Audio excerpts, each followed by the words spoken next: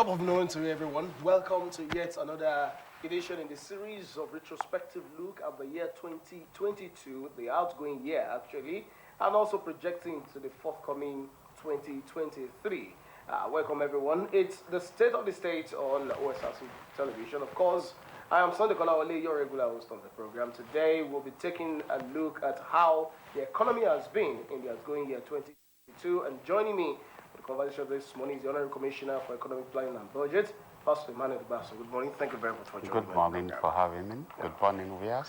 Yes, I understand that the 2022 budget was christened a budget of economic re-engineering.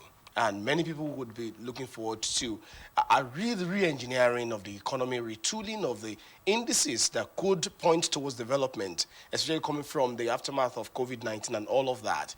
But in your heart of hearts, can we really say that there was any re-engineering in our economy as far as Ondo State is concerned? Definitely, yes. And this is it's not based on sentiment or partisan consideration. Okay. It's based on empirical evidence. The recent multidimensional poverty indicator that was conducted by UNICEF, United Nations Education Endowment Fund, and the National Bureau of Statistics rated that Ondo State happens to be the only state in Nigeria with the least multidimensional poverty index at 27%. The interpretation of that is that majority of Ondo State people are prosperous, the most prosperous state in Nigeria as of today. 15 variables were used in that research. Part of it is how are we exposed as a citizen to security shocks.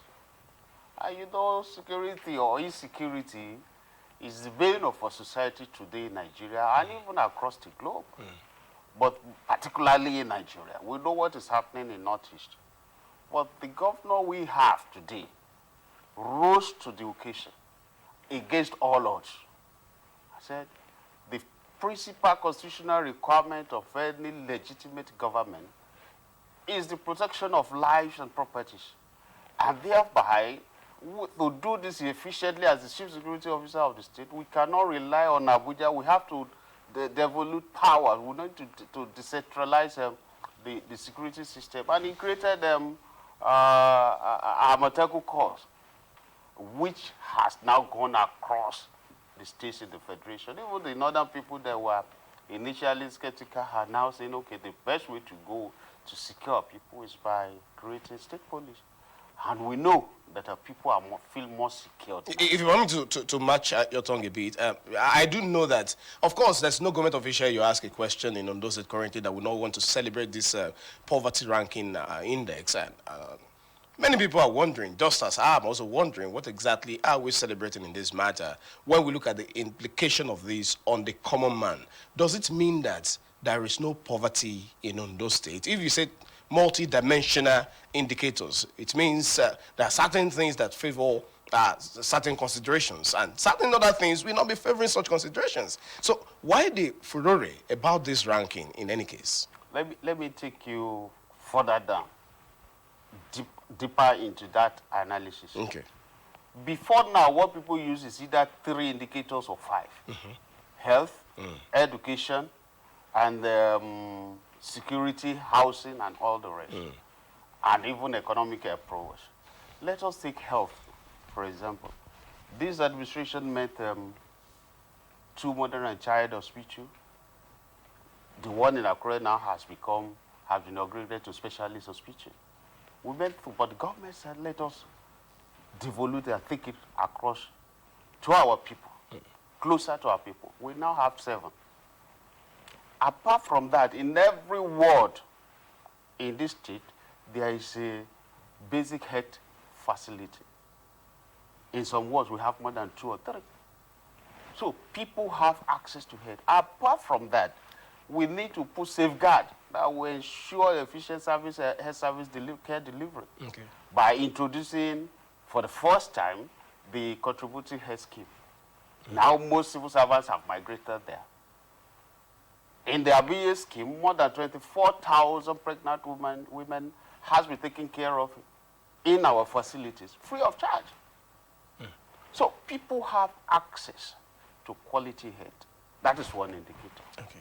Security shock is another indicator that we're using, that multidimensional poverty index. Are you not feeling more secure as a person? You go to our streets, you see police, you see Amateco, you see our people. We may have pockets of insecurity just like in the border towns, but we are tackling it. The journey of 1,000 miles will definitely start with a step. Very well. We've taken the right step.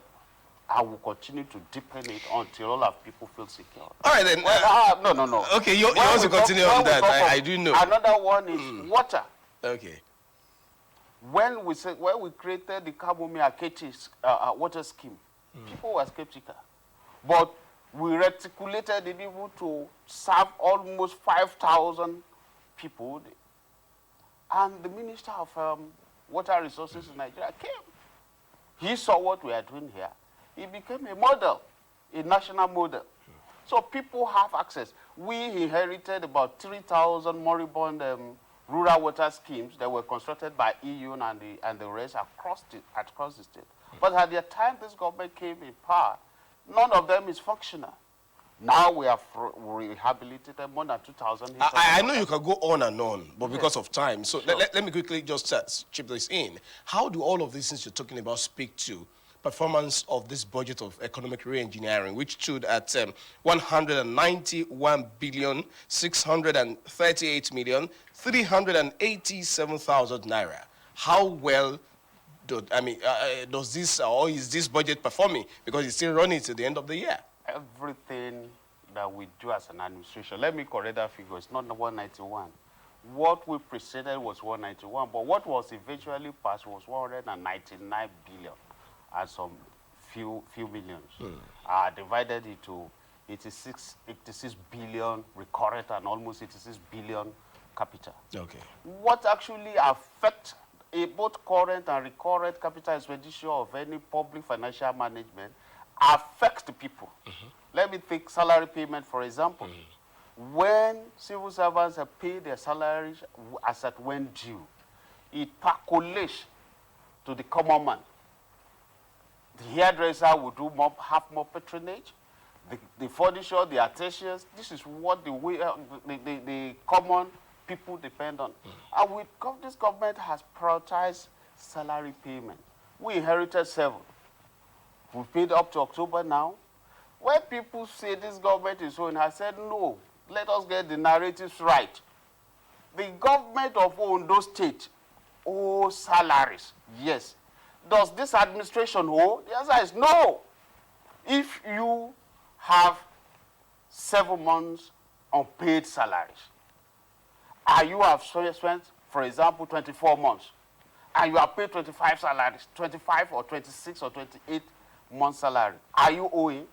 The answer is no. But being that the government governance is continuing, the Ondo State government is showing workers' salary. So we should get the narration right. If we inherited 7 months, we paid 5, remaining just 1, and people are going to town with different things. It is a wrong narrative. Most states will not even look back, even during their own period is what they are owing, not the one they inherited. That's the narratives that our people do not have. So you mean that it should not be safe to say that Ondo State government is owing, or this Ondo administration State is government owing? is owing, but Kiridolu administration is not owing. What's the last salary that this government paid? October. And we're in December. Yes, we're in December, but remember that you collected more than 4 or 5 months that we met on ground. That's the question I'm asking you, because if you are saying this administration does not owe any salary, and this year is in the life of this administration, And if you agree that the last salary paid is October, then does that not hold water that it's still owing salary? What happened? Like, I've made it clear. I understand you're that talking about looking back I at said the arrears. the government of Ondo State is owing, but the administration of Oluwarotimi Odunayo Akeredolu, let's say CON, is not owing. If I spend, as an administration, I spent 36 months, I'm obliged to pay you 36 months. That's the lifespan of my own administration. But if I have paid you 40 or 42, I have taken care of my period and even the period. Irrespective of the calendar reading of the administrative year. Irrespective of the calendar. For example, if we have told the line of order stage and disregarded the 7 months we met on ground, then we'll be talking of 13 or 14th month salary. Let's move on. On a scale of percentage, what is the performance of the 2022 budget as it stands currently? Yes, as at September 31st, 2022, the budget has performed up to 65–67% overall. But in terms of the revenue and capital disaggregation, the revenue has performed more. And that necessitated us to reorder the budget during the year because there was some elements of revenue items that were not anticipated during the budget preparation that came in, and we need to appropriate such before it can become a spending right. Now, let's come to the current document that's which is now a law. In any case, it's been signed by the governor of Ondo State, Emmanuel Igbasan, CON. The 2023 budget is Christian budget of shared prosperity, which is another ballgame as we go on in this conversation. It stands at 275.9 billion naira. That's 3 billion naira up against what was projected or presented to the House of Assembly. Yes. When we also look at it, let's quickly juxtapose that with what happens at the National Assembly. The National Assembly also passed the federal budget and also jacked it up by 1 trillion naira. What is responsible for these jackings? I understand some people want to say padding. That one is almost gone in our lexicon now. What is responsible for the jack-up in budgets? There are so many procedures in budgeting in the public sector. We start from the budget circular to pre-treasury meeting, which will be shared by the Honorable Commissioner of Economic Planning, to treasury board meeting that will be shared by Mr. Governor to ensure that every sector of the society, of the economy, is well taken care of. Then, by law, the House of Assembly reserve the right to add or to subtract. They help to deepen the document to ensure that every sector has adequately been taken care of. And in this case, we presented a 272-point-something billion. But in their wisdom, having looked at every presentation before them, they felt that, okay, we could go up to about 276 because it's 275.99 billion. So I could easily round it up to about 276 billion. And it is for the benefit of our people. We only hope that we have the resources to back it up as we go on. All right, we will still take a look at many things in this conversation, but we will go on a break now to really find what exactly has been the proceedings, right from the presentation of the budget to the House of Assembly, to the signing of that document. So we go on this break, and when we return, we'll continue the conversation on the 2023 appropriation law, because it's now been signed into law. Please stay with us, everyone.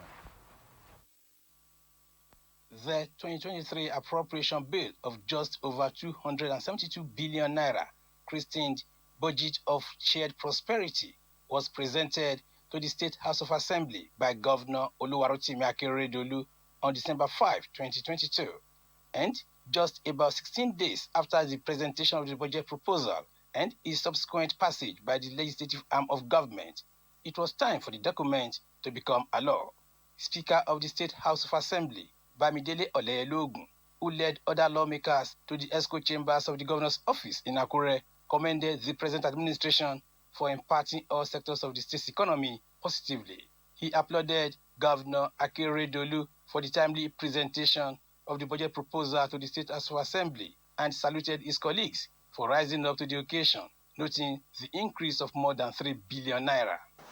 Based on the infrastructure development, the state decided to just by funding of fund in Nigeria generally. All these manifestation of unity. Governor Oluwarotimi Akeredolu applauded the lawmakers, especially members of the Appropriation Committee, led by Mr. Tomide Akinrogunde, for their commitment. The governor noted that the budget was prepared following resolutions at various town hall meetings held with people and in accordance with the redeemed agenda policy of his administration.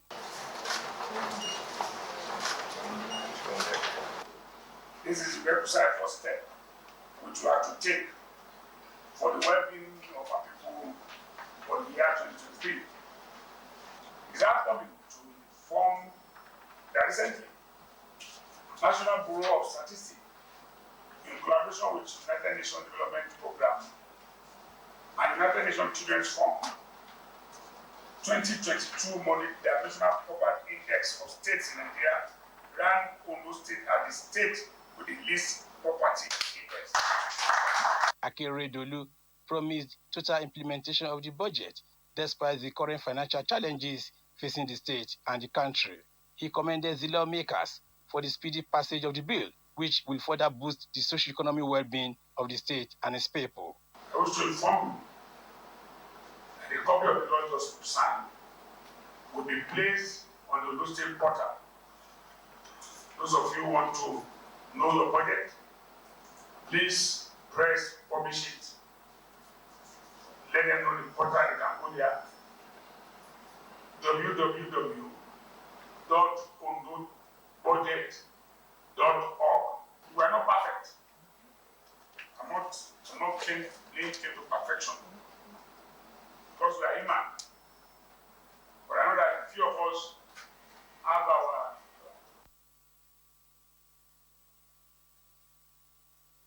please press publish it. Let them know the portal in Cambodia, www.ondobudget.org. We are not perfect. I'm not claiming to perfection because we are human. But I know that a few of us have our setback about the colors must have to address it. This is not the government that will condone property cutting. It's not the government that will condone it. We will not. Governor Akeredolu appreciated people of the state for providing feedback towards sustaining good governance of his administration, as well as the impacts of members of the State Executive Council. The governor again commiserated with the Speaker, Mr. Bamidele Olelogun, on the recent passing of his mother, Wahab Bankole. OSRC News.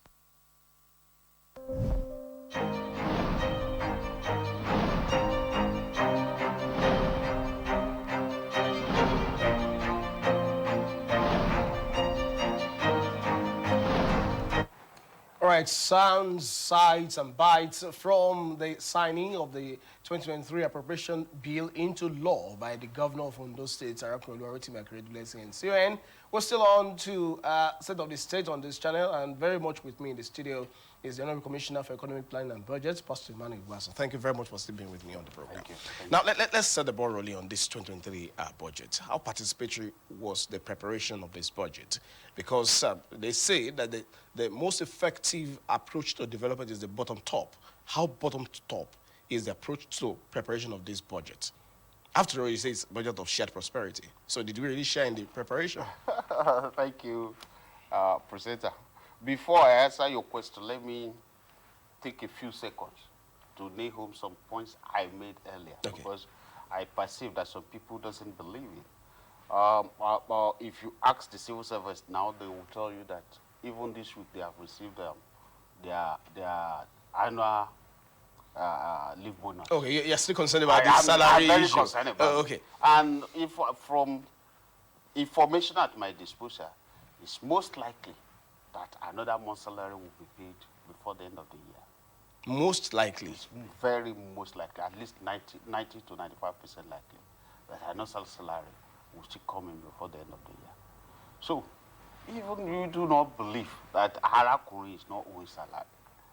But it's so clear that if we have spent 6 years, 6 years times 12, it's a calendarized.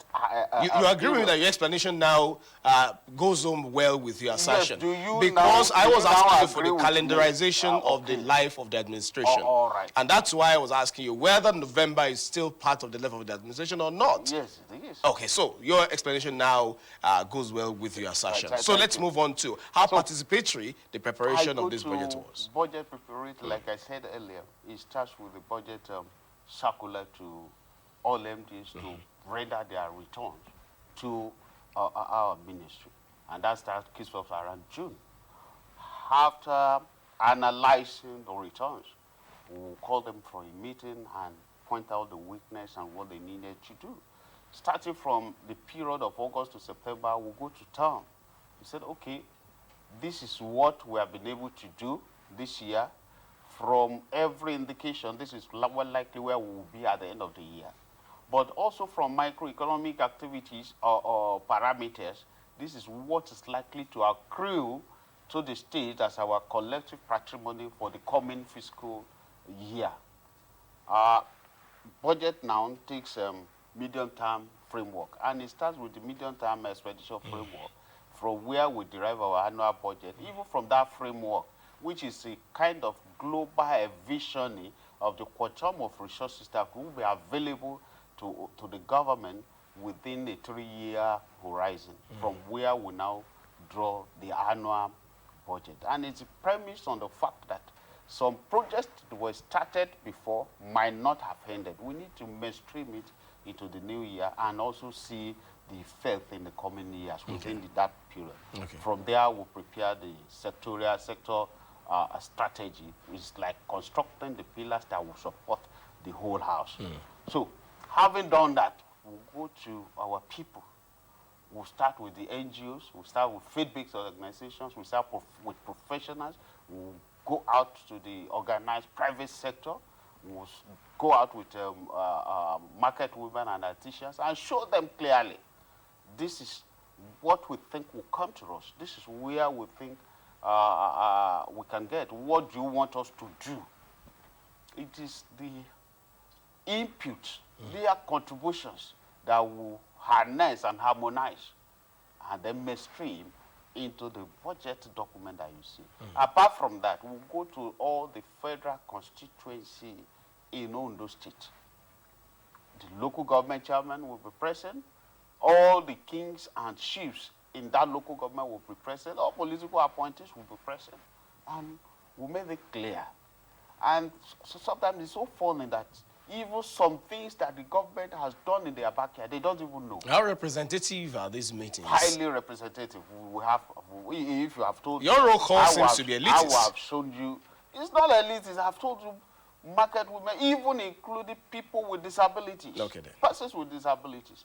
We harvest their input. It was their input in 2018-19 that make Mr. Governor to make that policy statement that every public structure in Ondo State must have access way for people with special disabilities. And he didn't stop there. He reconstructed the gate that goes into the government house. And you have the lift there that can take anybody directly to Mr. Governor's office. That is the power of inclusive budgeting. So what we have here, budgeting in Ondo State has taken a radical departure from the past, where people will sit down and think that this is what I think the people need. Rather, what we have now is what the people say they want that we put in the budget. And I've been concerned about that because you've tagged this, the government of Ondo State, under Arakun has tagged this budget of shared prosperity. Yes. And so the prosperity must be shared right from the preparation to the implementation. Now, let's move a bit and check what exactly are the projections. If you take a look at this budget, it's having 47% for expenditure. That's 129.839 billion naira, with also 52.99%. That is 146.140 billion naira for capital development. What is the economic implication of this dichotomy between recurrent and expenditure? Yes, for the very first time, this will show you clearly that the people is always the fulcrum of any policy and programs and projects of Arakure Oluwarotimi Akeredolu-led administration in Ondo State. And why with Christian in the budget of shared prosperity is that for the very first time, you will see our capital estimate outrunning that of the recurrent estimate. The capital expenditure is what actually benefits the people directly. Directly. The recurrent expenditure side, which consists of salaries and overhead, will benefit the people, but not indirectly. Because if I receive my salary and it's huge, I can decide to buy a new suit, then the suit seller will sell. But if I construct a road, everybody, not only the citizens of Ondo State, anyone that happens to be along that road will be a beneficiary of that. And not only that, the economic implication, it has a kind of a ripple effect on the economy when you focus on infrastructure.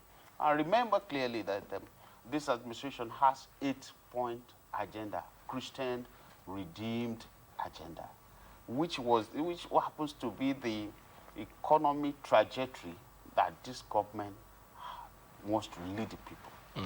Now, one of it is rural and agricultural development. What are we going to do in rural and agricultural development in this new year? Yes. On the basis of empirical evidence that about 67% of our population in Ondo State are agrarian and rural dwellers, we need to prioritize what concerns them. And we have earmarked through RAMP, Rural Access Agricultural Marketing Project, in conjunction with the World Bank, to open up and connect to markets or agro-industrial base about 1,500 kilometers of rural road, and that is humongous. In the year 2023? In the year 2023, we are going if you look at the papers last week, the advertisement is there for competitive bidding for consultants to finish the design work on these roads. We are going to start with about 1,000 or between 800 and 1,000 kilometers in 2023, going to 24, 2025. We'll complete the rest. And this will have huge economic impact on the rural dwellers. So, in terms of agricultural development, we have seen what OSAC, Ondo State Agricultural Empowerment Entrepreneurship Commission is doing. Youth on the Ridges, we have created a kind of what do I call it, farm settlement. You have one in Jubiri, we have one in Oda. You have it across where, if you go there today, you'll be allocated a plot and you'll be given the implements with which you work. When you even take it to Ondo Cares, which is Ondo COVID Action, Recovery and Economic Stimulus, Fadama has spent almost close to 500 to 700 million naira to impact our farmers by giving them improved seedlings, improved seeds in terms of tomato, in terms of piggery. Those have been done this year. This has been done this so year. talking about next year. Going to continue. How does the Ondo State government, the Arakure administration, intend to fund this budget? There are concerns about economic burden on the people in terms of taxation as a way of funding budget. What is the thinking of government in terms of funding this budget of shared prosperity? Is this also going to be shared in terms of implementation, or it's just going to be from the people? Let me say this with every sense of responsibility. Our people are used to free meal. And there's no free lunch even in Freetown. Developed economies are anchored on effective tax administration. Our people go out. Can they afford to play the hide and seek game with tax as they do here? In the Constitution of the Federal Republic of Nigeria in 1999, it is clearly stated the tax items and levies collectible by the three tiers of government, the federal, the state, and the local government. Can anybody point to anyone outside that Ondo State government is collecting, which is not a provision of law? And let me shock you. Our tax compliance as a state is less than 3%. As it stands currently? As it stands currently. This is the reason. The gross domestic product of Ondo State stands at about 11.5 trillion naira. The best we have ever collected as internally generated revenue, majority of it coming from pay-as-you-earn scheme, is 30 billion. When you now juxtapose 30 billion to in an economy of 11.5 trillion naira, you will discover that we are not there. And let me shock you the more. I don't know the quantum of debt capital we have in Ondo State because there's no empirical evidence yet. But in Lagos, about 6 trillion naira is in debt capital. What is debt capital? People buy lands and they sell and pocket the money. Meanwhile, either you rent it out, whether you sell, you are expected to pay withholding tax or capital gains tax. How many people is paying in Ondo State? Whose fault is that? It's our fault, all of us. Because by the time we start to operate it now, you will hear people going. There's a Land Use Act running in Ondo State. So how do you juxtapose that with your assertion? It's different from the Land Use Act. Land Use Act is what you pay because government by the Land Use Decree of 1976, government owns the land. So it's what you pay for the usage of that land, irrespective of that purpose, for the ownership of that land, irrespective of any purpose you put it. And where Land Use Act, Land Use charge is paid, there's no longer business premises or tenement rate that is collectible by the local government. So it's an improvement to harmonize these various taxes and levies that people were paying. So because of time, what will be the sources of financing this budget? Yes, it's clearly stated that from federal account allocation, from VAT, from mineral derivation, from our IGR, from grants and capital inflows, and internal and external loan. Those are the clearly stated areas where this money will come in. What are the areas of fiscal discipline that this administration will be bringing on board in 2023 in terms of cutting costs of governance to also augment whatever it is that might be a burden on the people in financing this budget? It's already cut by this administration through the prudent management of resources by our governor.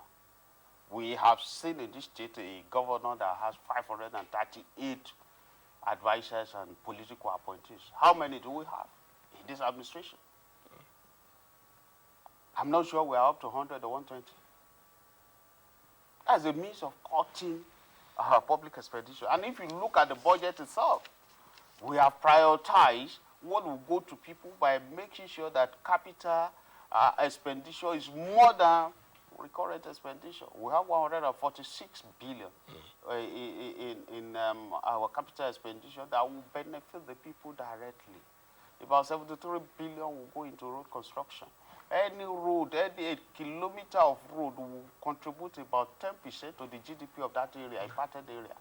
Go and look at what was happening at the recently launched commissioned 10-kilometer bypass road from Okutubu to Ibokoda. People have started moving. The price of landed properties there have skyrocketed, thereby impacting the economy of the people in that area. Now, if you look at the social cost, where you will need to go through, hold up through places before, you now have less travel time, which also have economic implication for that individual. So it's humongous. Now, talking about impact of this budget on the ordinary citizen, apart from the issue of, you've been so passionate about talking about road construction, would that be the only thing that will impact the people in this budget of shared prosperity? What are the other indicators of impact on the people as far as this budget is concerned? I made allusion before now. I espouse quality healthcare provision, which is part of, and I said we inherited 2 modern child. We have now desegregated into about 7. Apart from that, if you look at what is going on, those are what have been happening. What will happen in 2023? Look at what is going on currently. Okay. At the General Hospital, Akure here, where we have put up almost 250 bed modern. Yesterday, we had a meeting for equipping that hospital. We have told you that we have taken care of almost 24,000 pregnant women through our modern and child healthcare service delivery. We have migrated public servants, and we are looking at organized private sector to migrate into our comprehensive healthcare insurance scheme that will guarantee quality healthcare access to the common man. Pastor Igbasan, let me make a biblical allusion, because you're a pastor too. Paul the Apostle said, leaving those things you are behind and looking forward to the high calling. So what is the high calling of this budget? You've been talking about we have done this, we have done that. What will this government do in the year 2023 as part of the benefits of this budget of shared prosperity? I've shared with you what we are going to do in RAM. Okay. I'm sharing with you what we are doing in health sector, which would not terminate in 2022. Okay, it's It's a continuous benefit to the people. Okay. Quality healthcare service delivery. In they had in United Teaching Hospital another 250 bed. At the phone here, we have almost 150 bed. And apart from that, all our hospital an Ondo State government project. That is part of the narratives that our people have gotten wrong. Every project in the land, every inch in the land of Ondo State belongs to the state government. Irrespective, if World Bank has, if I lend you money and you buy a suit for yourself, is the suit mine or yours? Answer me. That doesn't mean I bought it with my money. Now, who owns it? Is this you or I? Of course, I do own it. That is it. But in this case, it's a different ball game. It's not. A project that's been executed by the World Bank, for instance, is it right for Ondo State to say it is its own? Who pays back? And I've told you assertively, without any iota of doubt, that any project in any inch of Ondo State government land belongs to the state government. So the point is, government took a loan to do those projects. It's not like it's not its project. It is our project. Every project is Ondo State government project. Now I take you to water. Okay. Water, now we're going to reticulate out the Wena Dam that has a multi-purpose. It has provision for irrigation. It has provision for hydropower, and it has provision for potable water, pipe-borne water. Any child born in Akure and its environment that is about 40 years old doesn't know what is called pipe-borne water. And now for the very first time, starting from next year, they begin to experience pipe-borne water, impacting our public hygiene and sanitation, impacting on the quality of life. Most of the water from research conducted by UNICEF that we drink here is corrupted by E. coli. Now, for the very first time, we're going to have improvement on our health sectors and hygiene, personal hygiene. Now, these are things that this government is going to do. Time is no longer on our side, Honourable Commissioner, but before I let you go, as at September this year, the performance of the 2022 budget was less than 80%. Sure. And now we're going into 2023. Is there a projected performance level that government is optimistic that that budget is going to perform? We expect that this budget, from what Mr. Governor has put in place, all internal and fiscal discipline measures and even revenue drive measures that he has put in place and will still put in place, that this budget will perform at least 90 to 95% at the end of the year. What inhibits budget performance? And has this administration taken those into cognizance as we go in lieu of this 2023 budget? Come again. What are those inhibitors, those hindrances? Yes, it's economic vagaries. For example, if we say the macroeconomic indicators, we expected that inflation will be at about 17%. If we now have it more than 20%, the CPI now is above 21% as we speak. Those are inhibitors. If we anticipate that Federal Account Allocation Committee will give us so much and it doesn't come, it's an inhibitor. If we anticipate or project that will make so amount from our internal revenue and it doesn't come, is an inhibitor. COVID is also an inhibitor. All right. I have to thank you very much at this point for coming on the program, State of the State on this channel. Thank you so much. And I do hope that this will not just be about raising the hope of the people, but also living to the dictates and the letter of everything you've said the government will do for them in 2023. Thank you so much, Commissioner. It's also borders on cooperation and partnership between government and the people. When the people do their bit, government will do its bit. It's a collective responsibility. Hold government accountable when you have fulfilled your own civic obligation. Ondo Commissioner for Economic Planning and Budget, Pastor Emmanuel Igbasan, we thank you very much for being with us on the program. Thank you so much. My pleasure. Everyone, that's the size of the program today. It returns next week, Thursday, God willing. We'll be saying Happy New Year already by then. Thank you so much for being part of it. I am Sunday Kolawole. Enjoy the rest of the day.